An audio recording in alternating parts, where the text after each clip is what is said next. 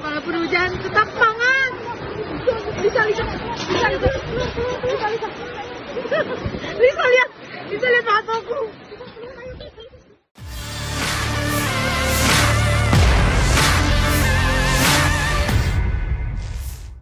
Aksi seorang wanita yang santai makan bakso saat warung diserang hujan badai viral di media sosial.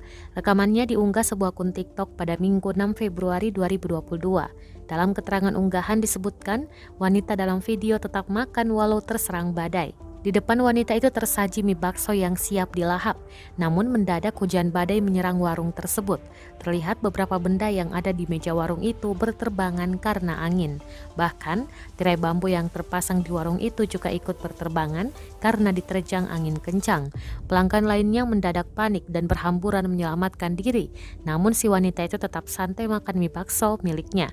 Rekamannya pun menuai berbagai komentar dari warganet.